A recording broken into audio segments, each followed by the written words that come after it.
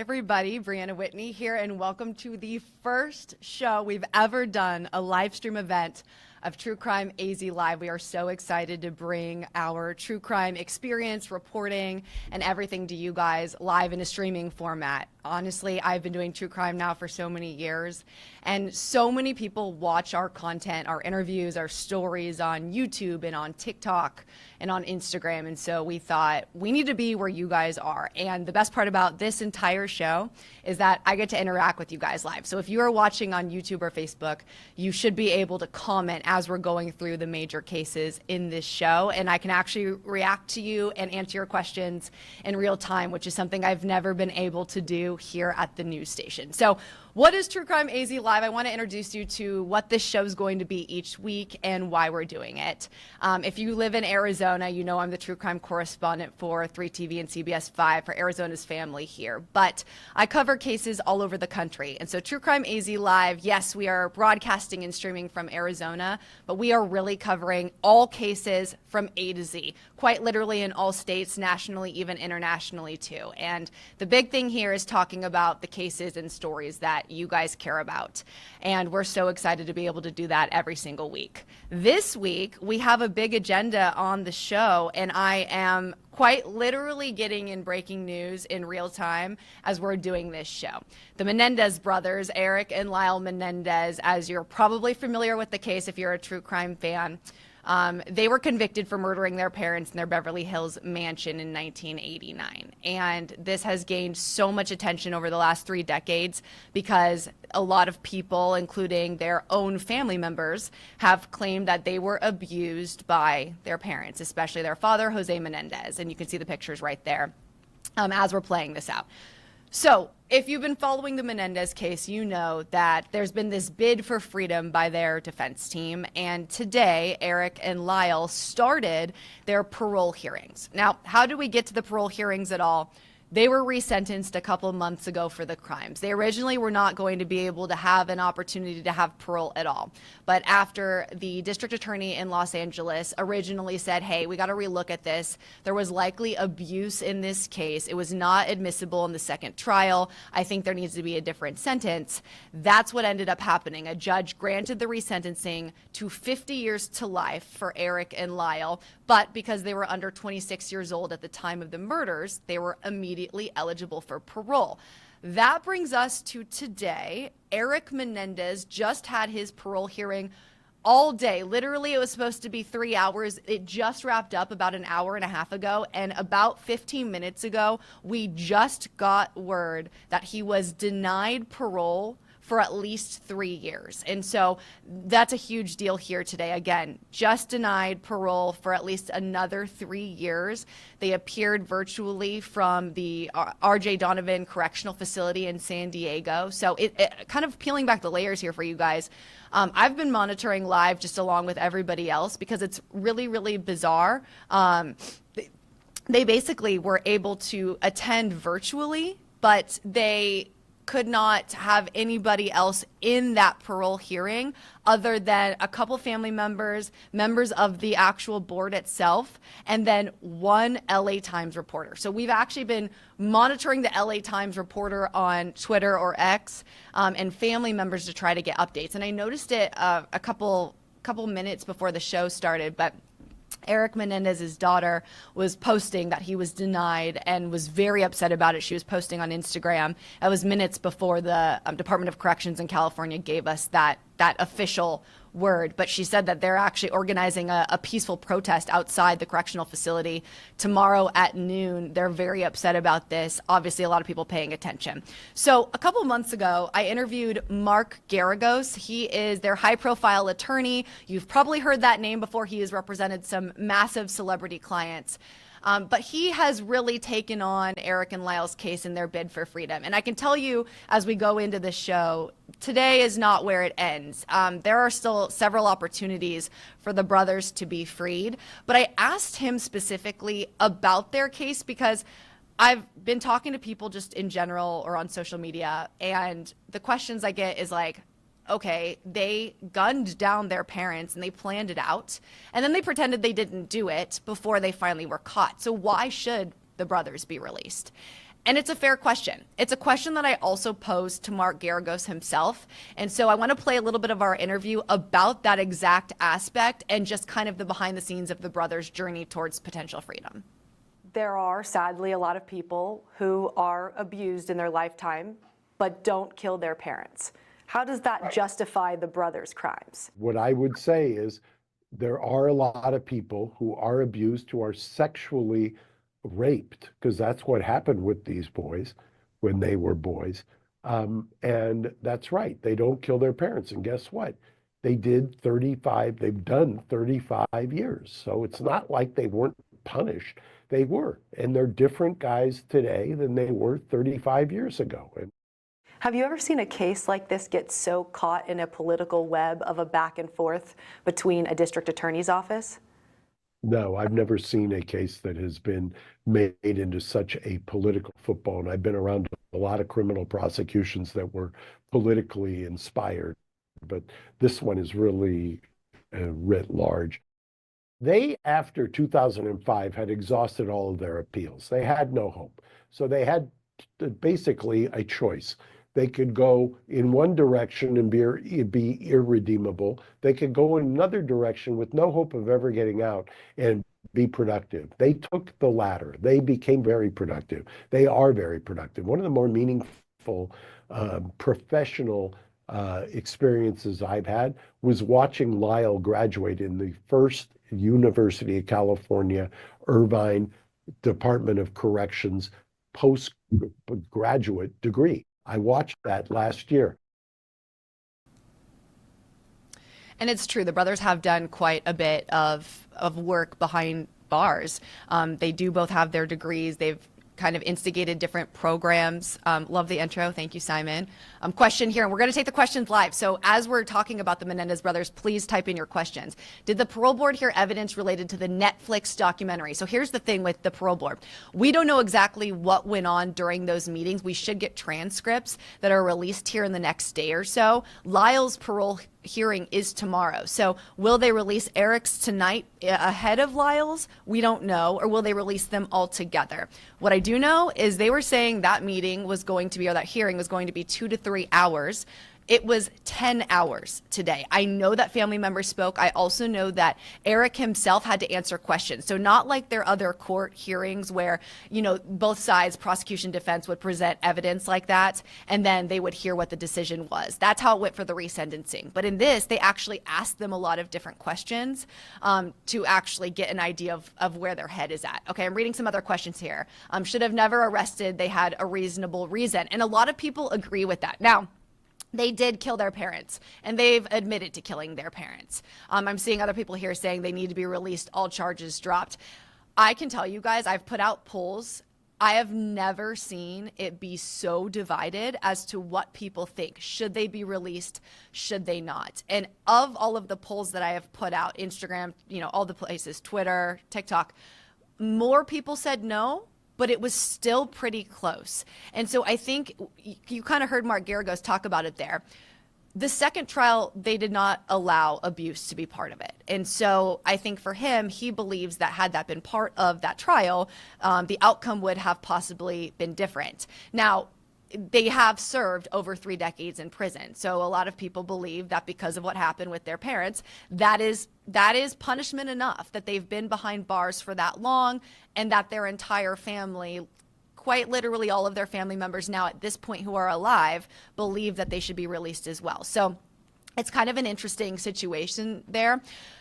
Okay, so let's go to what happens next, because Lyle will have his hearing tomorrow, and I think we can all probably agree that if Erik was denied parole for 3 years, it's likely that Lyle will probably face the same fate or similar. I think it would be very unlikely that they would allow one brother out and to be released and the other to not. And when you're actually going back to the crime itself, Lyle was more of the instigator of it, and Erik, of course, was the one who ended up confessing what happened to his therapist. He was also the younger brother at the time. So the likelihood of Lyle getting out before Erik It just doesn't seem likely to me.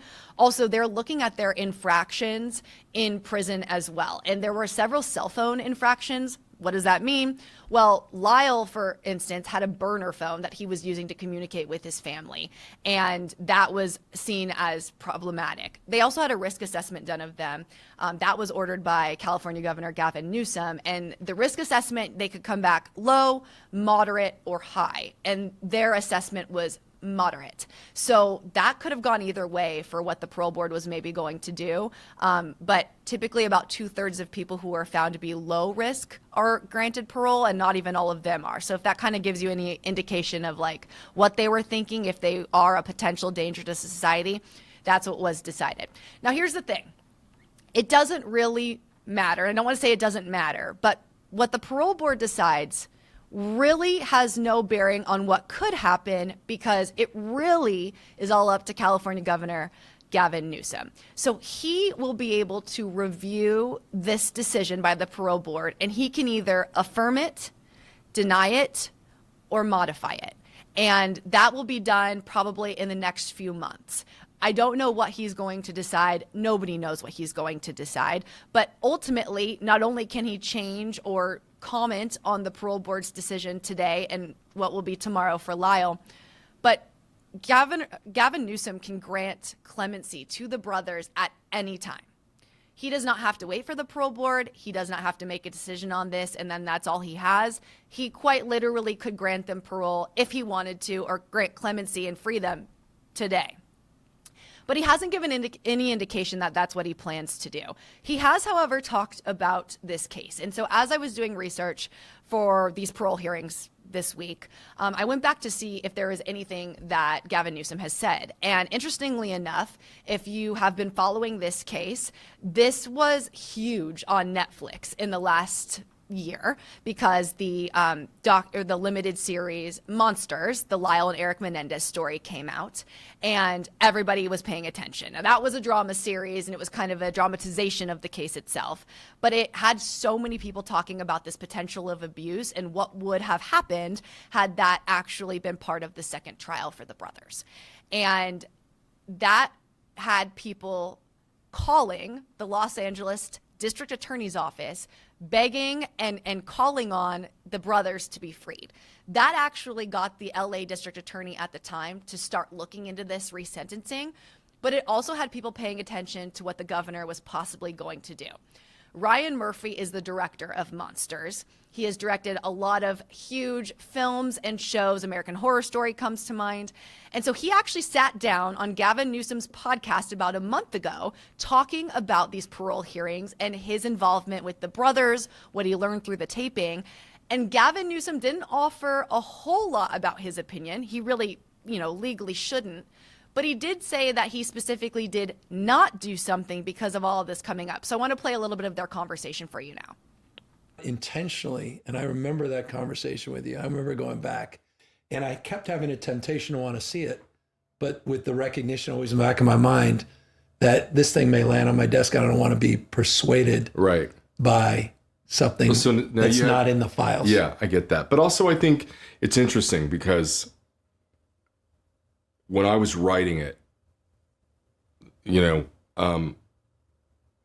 we had an interesting writer's room where I was the one person in the room who kept saying, I'm not so I don't think they should get out. I was the voice of like, I don't know. I don't think so. You told me this at the lunch. I remember you saying this to me. And you know what I think that was is I think generationally, young people have a much different way of identifying and talking about and navigating abuse than we did. Yeah. It's just like, I remember that trial too. It wasn't even something you could imagine, or, people our age are very different than younger people in terms of what they see as abuse, and they can talk about it. We did not. Yeah. So in a weird way, what has happened through the show is I was really, really educated a lot by the other people in the writer's room and by the actors. I was astonished at how I went into something with such a predetermined point of view and came out of it at the end of it thinking, where I am today is I really do think they should be released. Do you? I do think they Interesting. should be paroled. And I did not think that when I started. It was honestly such a fascinating conversation between the two of them. So obviously Gavin Newsom not giving us a whole lot there, but said he did not watch the series at all. Okay, so here we have a question. Do you think tomorrow's hearing will last long after the board heard from so many today? That is such a good question, and I don't know. I do think probably if they're looking at it from like a legal procedure, that they have to give each brother the due process for each other separately. So even though maybe the same family members are going to go in there and talk on behalf of the brothers and that they'll have to answer the same questions, I think they'll give them both equal time to be able to answer the questions themselves. I guess we'll find out though. I did see somebody else talk about a parole hearing in California that lasted about 7 hours in the past. So it's not completely out of the question that these parole hearings can last a long time, but this lasted a lot longer than they were going to. Okay, I'm reading this too. Has a judge heard testimony from a psychologist or medical professional about the Menendez brothers' current mental state compared to at the time of the crime? Yes. There have been several psychologists that have testified. They also have regular screenings within the prison as well, so they're definitely monitoring that. I think that aspect is going to come into play with the parole decisions as well. So you have to think that that was part of what was discussed today, because the parole hearing is not just based off of the crime itself in 1989. It is based off of so many other factors that are happening now within the prison, what they've done, issues that they've had, yes, their mental state, things that they've done, accolades, accomplishments, their schooling, that all should have been taken into account. What I don't know, and what I would want to know, is how much stock the parole board is putting into the fact that their family members all think that they should be released. That is definitely an interesting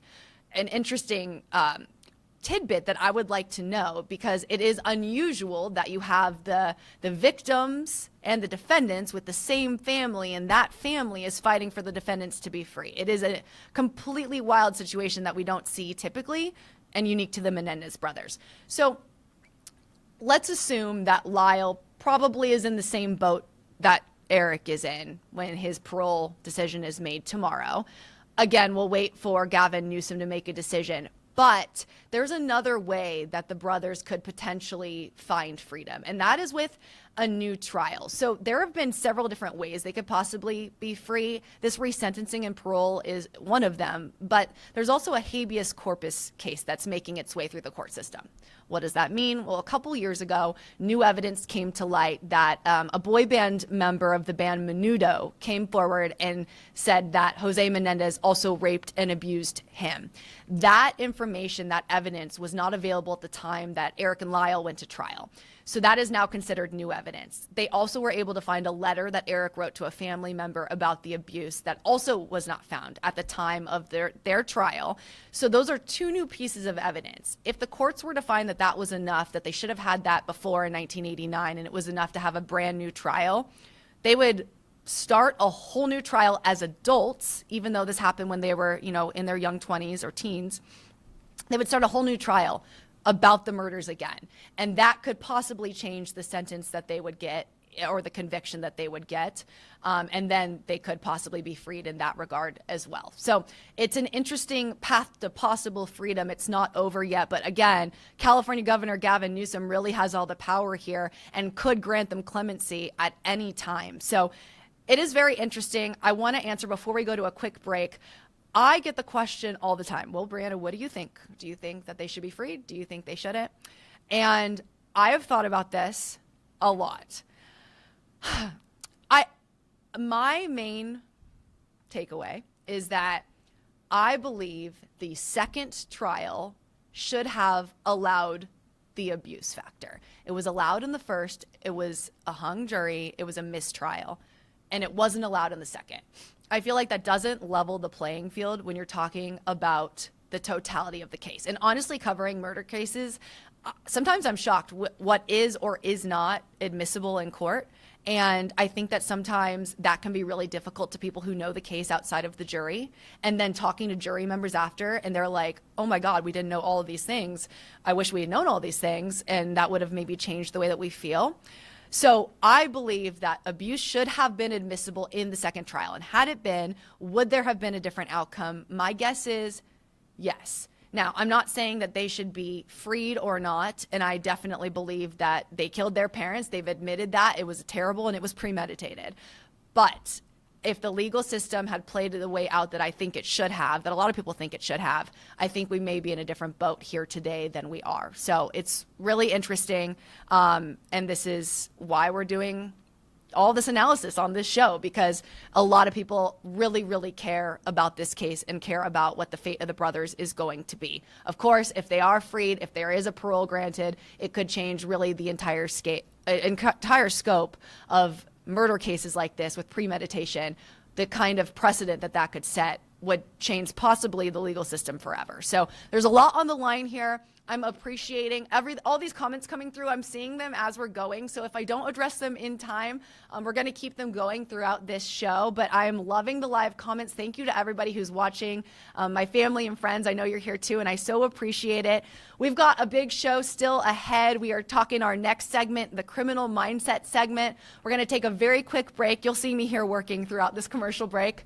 But we'll see you in just a second as we go into the Kohberger court documents. I know a lot of people have questions about that. We'll be right back.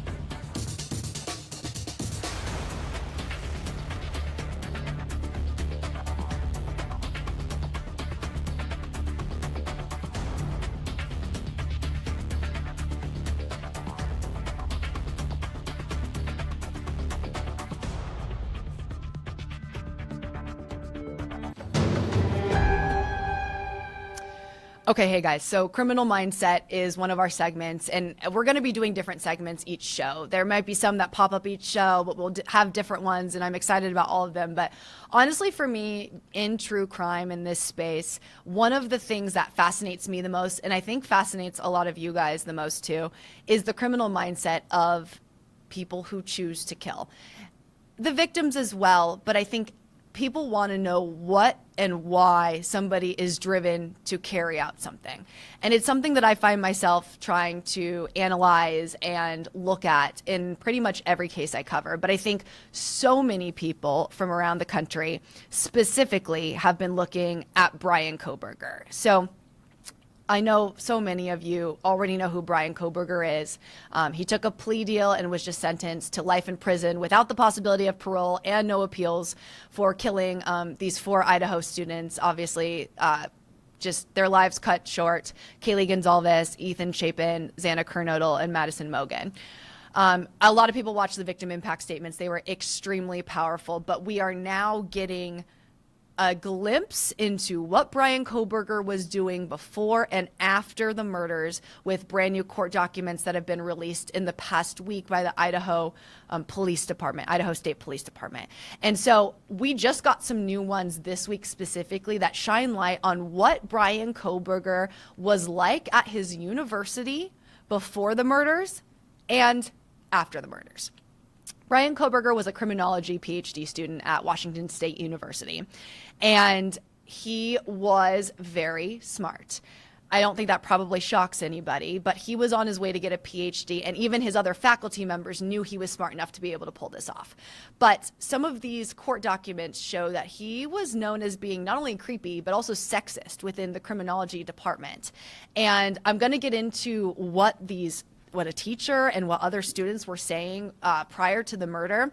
But before I get there, I want to introduce you to somebody who I interviewed about this. And he has a completely unique take on the Kohberger saga. So Matt Lovelace is a journalism professor at Washington State University. He's been there for 7 years, which means that he and his student reporters were working on this case right after the murders happened. To give you guys some location, Washington State University is not very far from the University of Idaho.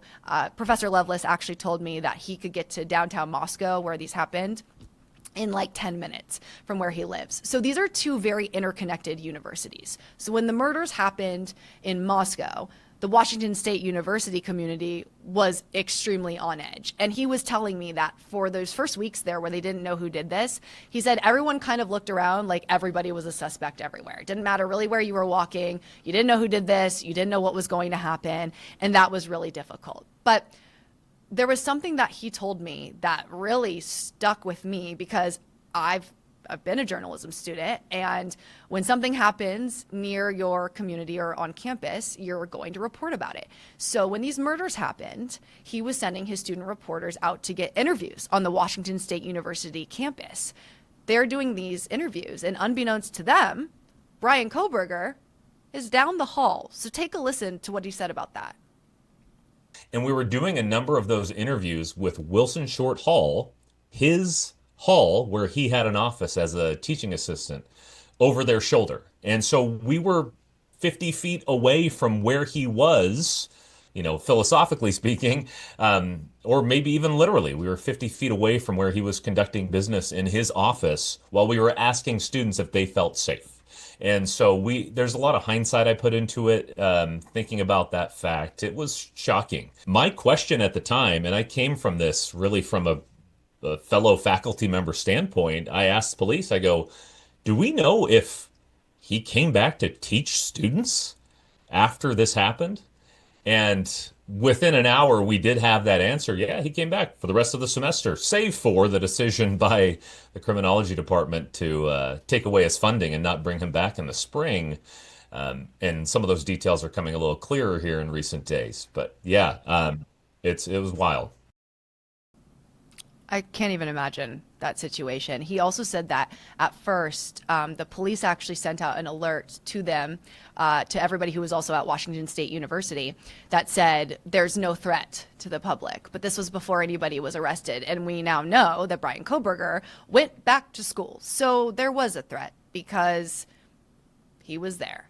And he had an issue with women, and that is very clearly documented now in these court documents. So true to the segment name, Criminal Mindset, we learn now what Bryan Kohberger was saying to people in his PhD program after the Moscow murders. So one of the more interesting information pieces that we were able to get here is that he would try to dominate conversations within his program, that, talk over people just like the smartest in the room, right?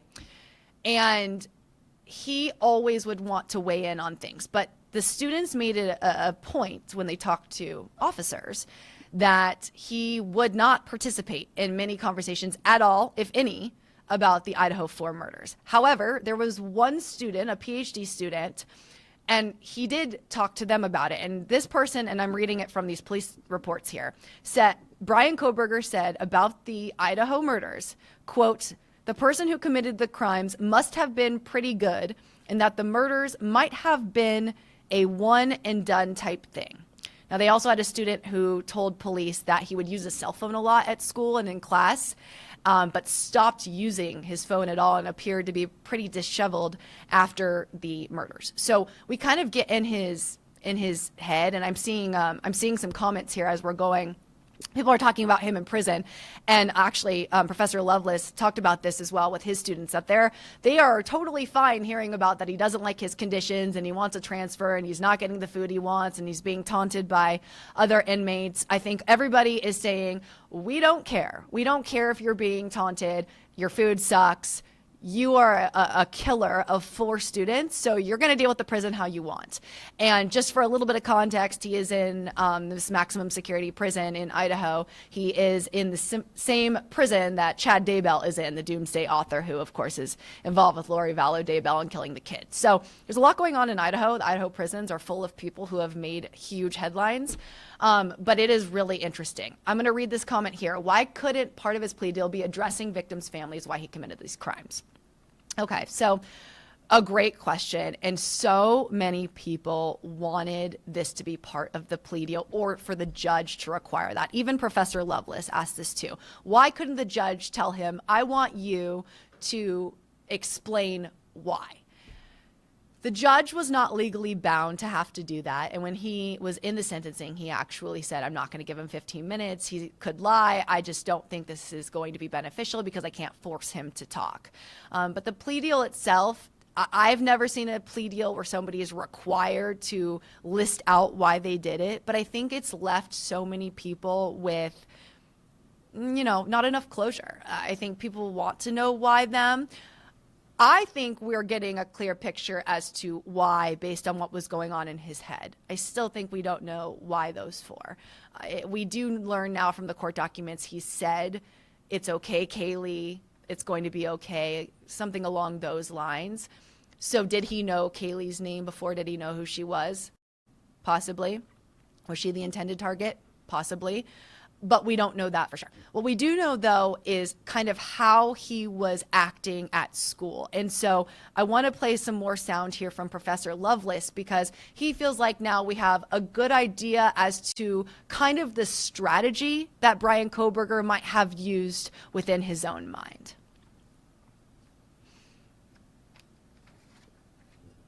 In a second. Sorry, we're having some technical difficulties. I apologize, you guys. We're going to come back to Professor Lovelace here in just a second. But he would often, Professor Lovelace would talk about the fact that as he's looking through these court documents, it is clear that everybody kind of feels the same way about Bryan Kohberger, and it's hard to ignore the fact that this was a repeated situation over and over what was happening in the university. And so I think that that's been something that we've been paying attention to as we read through the court documents as well. We know that Bryan Kohberger is fascinated with news and is fascinated with media coverage in general, and that was something that we also learned from this. And so we're still kind of going back and learning, like, okay, what was he looking at the time? What was he doing? Something else that came out in the court documents was from other students that were in the program with him. They said that he wouldn't allow other females to exit the door from if he was in like a teacher's office, like office hours. He would block the door. That made people feel uneasy, things like that. Ultimately, there ended up being 9 complaints to the criminology department from faculty and other students that felt that he was sexist towards women and degrading. And so you kind of start to learn how he functions around women. I'm going to go back to those sound bites with Professor Lovelace, though. He's talking about, he thinks we now get a clearer picture of what was going through Kohberger's mind overall. When it comes to, piecing some of those puzzle pieces together, there seemed to be a very strategic nature to everything that he did. And, I don't want to speculate or offer any assumptions in this here in terms of why he did it, but it certainly could be that he just had a plan. He wanted to see how it worked. We see in those documents, he really enjoyed watching his own news coverage. He would be in jail watching himself on TV going, man, I'm on every channel. That's one of the quotes in one of the documents that was released by Idaho State Police. He was fascinated by his own murder that he conducted. And so you start to get little elements and pieces of that kind of make that all make a little bit more sense. Hindsight is 2020. But as you said, it turns out at least somebody in that department had a little foresight, which was 2020 as well. When it came to, some discussions about getting away with things and, he seemed being the smartest person in the room was a common theme in the run-up to the plea agreement. And it was a common theme in these documents as well, like to dominate conversations, like to steer socially engineer conversations was a term one of the witnesses used to describe what he did. Wanted to be the smartest guy in the room, like to talk down to people, perhaps people of marginalized groups as well. And so there was this, it's a sense of this person who desired dominance over the things around him and who was really proud of an ability to do that. Mm-hmm. Very interesting analysis there from Professor Lovelace. And there's one other element that I want to talk about from the court documents here with Kohberger that is really chilling. So I'm going to read this from it because I want to get this quote right. And as I'm watching people's comments come in here, it's crazy to think he was sexist, yet his lawyers were both women. That is interesting. That's an interesting point. You're right. The women sat on either side of him during that trial. So I wonder how they are feeling too. You have to imagine it was really hard to be, I would assume, his defense attorneys. But yeah, if he's got all this documented sexism towards women and degrading, and clearly felt that he was, better than and smarter than, but, maybe excluded socially, I wonder how he was with those attorneys behind closed doors. So this is very interesting. Somebody's writing my new favorite show. Thank you. We appreciate it. All right. I want to get to one more part in the court documents here with Kohberger.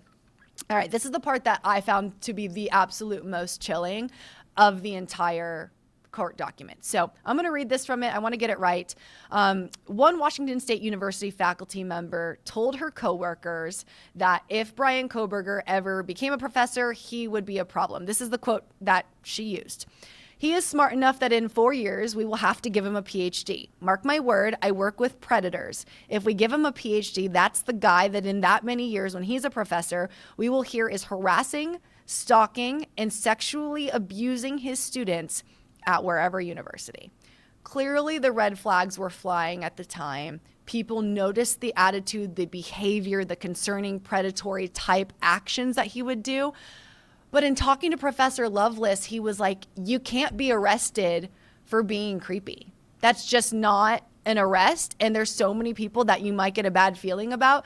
But he said there was no way to predict from the university that he was going to go from creepy and socially awkward and manipulative, degrading to women, to murdering 4 kids, brutally stabbing them to death. You can't make that jump completely. You might have been able to make a jump that he could potentially be a predator of some sort, but to make it to that point, that is something that you couldn't do. However, I mentioned those 9 complaints, at least 9, that the criminology department got.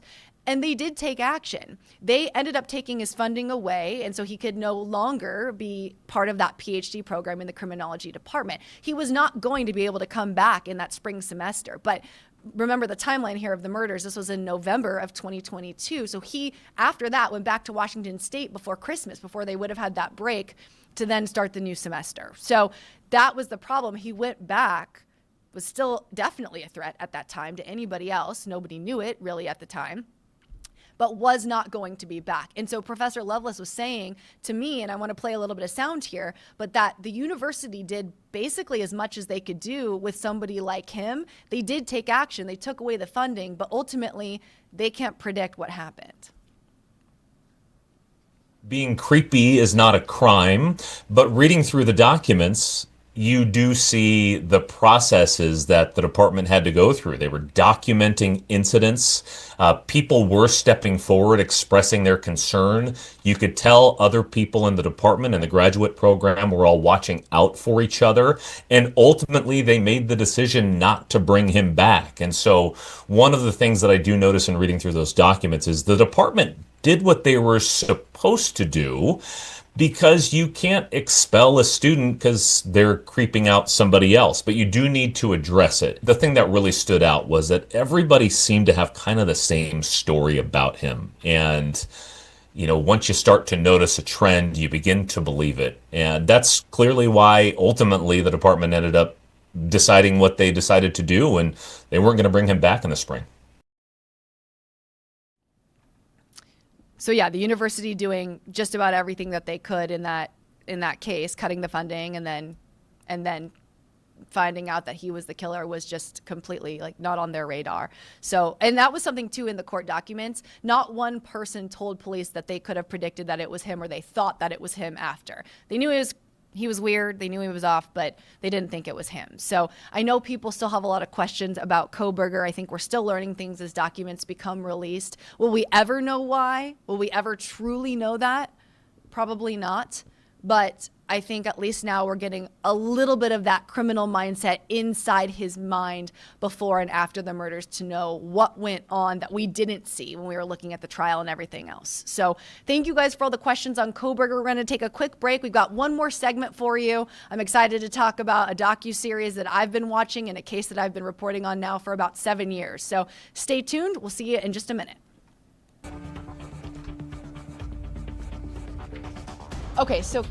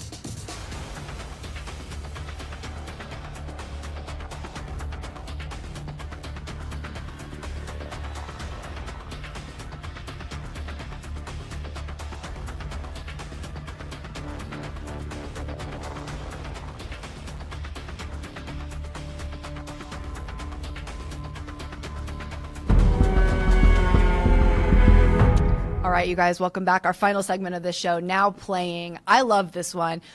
If you're like me, I am a crazy person, and I watch docuseries and documentaries when they come out, like an hour after they come out. So overnight, I will not sleep, and I will watch docuseries and documentaries on true crime. I'm crazy, I know. Anyway, there are some great ones, though, that have been out recently on Netflix, on Hulu, on HBO, and I want to talk about one specifically. If you are a Hulu watcher, then you have probably seen this in your top 10 now for a couple weeks. It's called Her Last Broadcast, and it is about Jodi Huisentruit. You can see the video here on your screen. This is a really, really interesting cold case, but it's one that I personally have also been reporting on now for several years. So Jodi Huisentruit was 27 years old. She was a morning news anchor in Mason City, Iowa.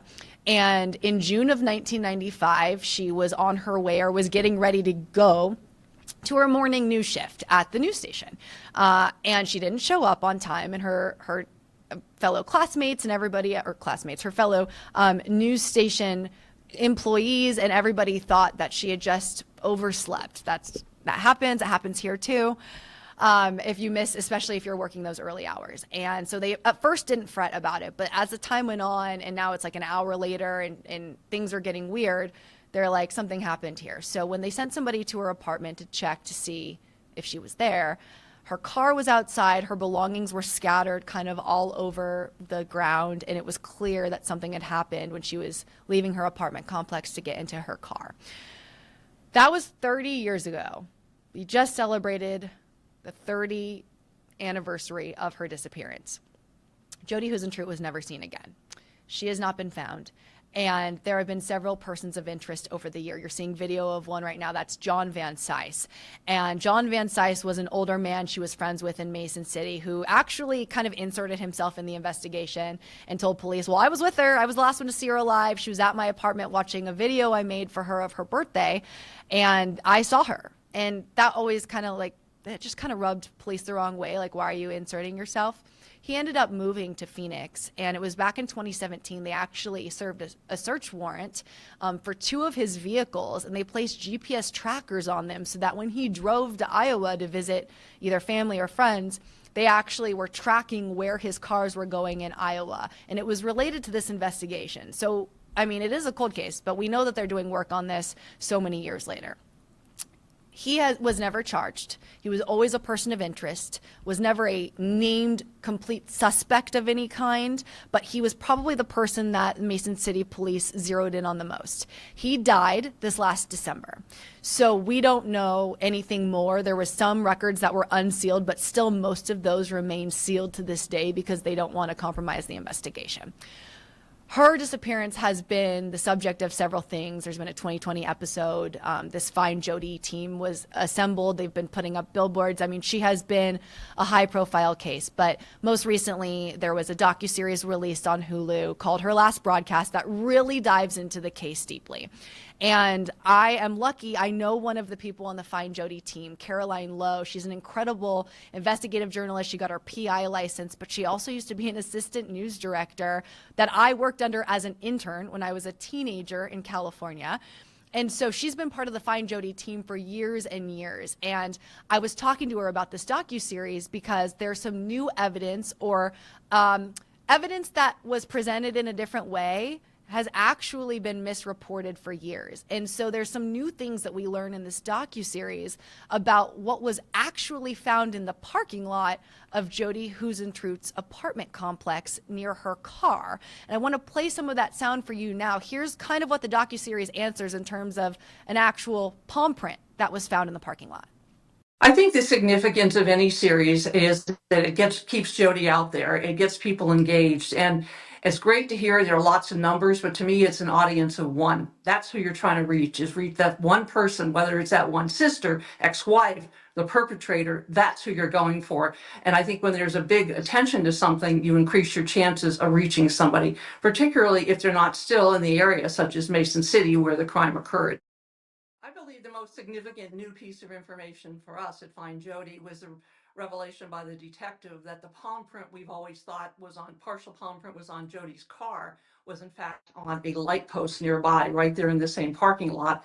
And we had not heard that before. And we've reported, just as everyone else has for years about the palm print. We've never known if the palm print in itself was significant, because it could be any number of people who'd been in and out of Jodi's car. But to hear that the palm print was on a light post a few feet away, that opens up the possibility of the number of people who could have had contact. One other thing that came out is the fact that there's been no DNA. There are a number of things that have been tested over the years, but because they were fingerprinted, the chief said they couldn't do DNA on those things. So they have some items they have not tested for DNA, and their concern is you get one shot at it. If it destroys and doesn't work, but at this point, there is no DNA. I was asking Caroline about that because obviously we know with cold cases that DNA is everything. That's what's solving them these days. And I said, is there really no DNA in this case? I mean, there was pieces of her belongings on the ground there, the car's there, you've got the palm print. And she said, there's no DNA right now. So that leads me to believe that there is a possibility that there could be DNA here as well.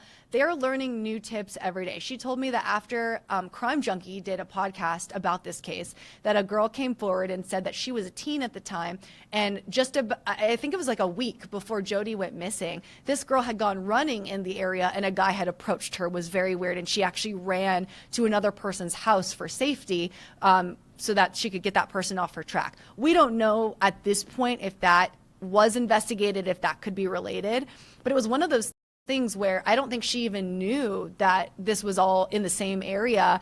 And so it just goes to show that people doing kind of recent docuseries podcasts about a case like this can really drum up tips that are super important to the investigation. So we're learning a lot more as we go, but it was good to get the clarification on the palm print. There was another thing that came up too, two other things in this docuseries that I thought were fascinating. One, there was discrepancy over the toilet seat in Jodi's apartment. Apparently the toilet seat was up, which was really odd. She lived by herself. There was some talk that possibly a police officer had used the bathroom while they were there investigating. They cleared up in this docuseries that was not the case. The police did not use that. So we now at least know that. Like, still a mystery as to why it was up. But the other thing that I thought was so strange in this case, and Caroline was talking about it, there's a discrepancy over the phone calls that Jodi made. They were able to trace long distance phone calls, but they weren't able to trace local phone calls. So they could see that there was a long distance call that was incoming and outgoing the day before she went missing, that night before, but they were not able to trace any local calls, which I thought was so bizarre. I would have thought it would have been the opposite.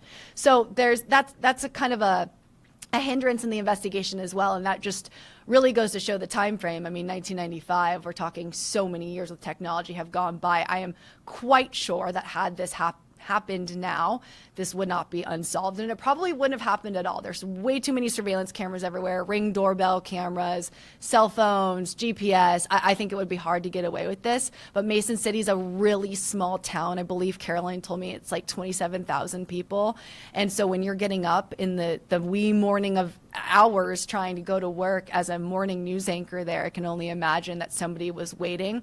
Caroline told me from the Find Jodi team and her that in her analysis of the case, she feels confident about one thing. They don't feel confident about who they know that did this, or if they have a hunch if it's one person versus another. And I suggest you watch the docuseries to learn more about some of the people that they're looking at. But they do believe, based on the evidence, that the person was waiting for Jodi in the parking lot. So that would have been something relatively premeditated, or at least they're waiting for her to come out. They would have known her schedule. They don't believe, based on how the evidence was in the parking lot, that somebody was just driving by and then just swung around and all of a sudden decided to abduct her. They do believe that this person was waiting for her, that this was targeted, that they knew probably who she was and what she did, and were waiting for her to come down. So we've learned a lot more about that case, but they're obviously so hoping that somebody comes forward with something new that could crack this. And at the very least, they want to find Jodi and bring her home. Jason, do we have any more comments? No more comments. Okay, we're getting to the end of the show here. I'm saying Jason because he's the other person who's up here in the room with me. Jason, if you have your webcam, I want to pop it up. We have a little control room that's on the other side of this that we are kind of like communicating with one another in, but there's like this whole room back there where we're kind of taking all your questions. We got the video, we've got the sound bites, and it's completely different than anything that we've ever done for newscasts. Oh, Black, see, we're still learning it. He's trying to get his webcam up, but I wanted to introduce you guys to Jason because he's going to be the one that's going to be doing our shows for us here for the rest of the weeks to come. Hey, Jason. Oh, I love this. Okay, so he's doing literally all the work back there. I'm just here talking. He is the one that's punching up all of the video and everything, and we are learning as we go. Again, so different than what we typically do for news, but I'm so happy we were able to do this live show with you guys. We know that there'll be so many people, too, that are watching this on the other side of everything, so if you're watching after we record, thank you for that as well. We want you to get involved, become part of the conversation, and be part of True Crime AZ Live so that we can interact with you. I appreciate everybody who joined us. I still can't believe our first show right before Erik Menendez denied parole for at least 3 years in that high-profile case. We'll be doing more reporting on that tomorrow. Join us on Instagram at True Crime AZ Live. TikTok, same thing, at True Crime AZ Live. We'll post some clips. I appreciate it, and I'm so excited to be able to bring this new format to you guys every week and discuss all the biggest cases and stories that I know you guys are talking about, that I'm definitely thinking about. So thank you to everybody. I'm Briana Whitney, and we'll see you next week.